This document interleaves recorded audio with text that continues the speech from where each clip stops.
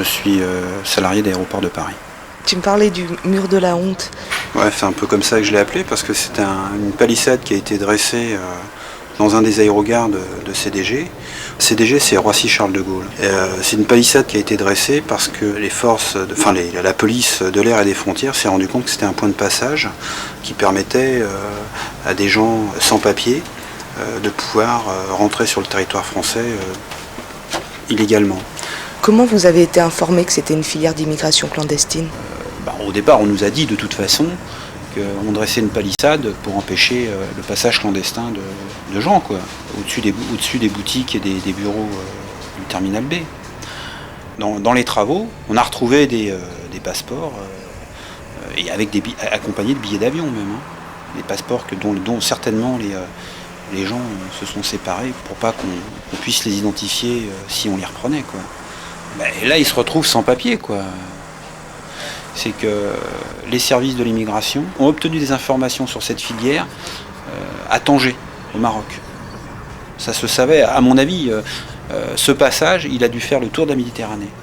La police donc, de l'air et des frontières a mis en demeure Aéroport de Paris de faire quelque chose, et donc ADP a fait dresser une palissade pour empêcher les clandestins de rentrer.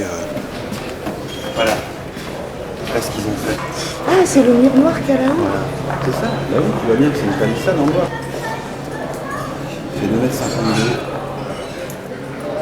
Comment ils faisaient les gens pour s'introduire ? À la sortie de l'avion, ils doivent rester en zone internationale, ou du moins pendant plusieurs heures.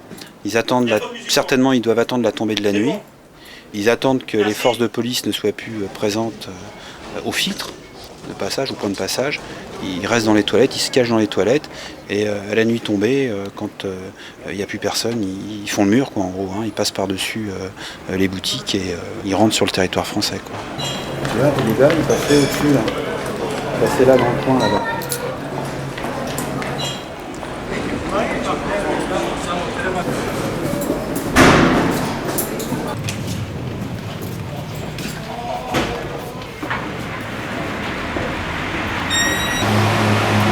Là, en fait, c'est la zone réservée derrière. Qu'est-ce que tu en penses personnellement ?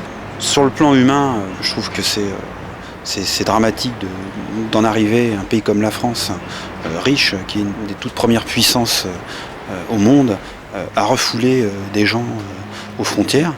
La France a aussi construit une partie de sa richesse sur le dos des pays du tiers-monde, qui aujourd'hui croulent sous la dette. Et je pense qu'on ne pourra pas continuer à se contenter à dresser des palissades ou à édifier des murs tout autour du territoire français si on ne prend pas cette question à bras-le-corps, quoi.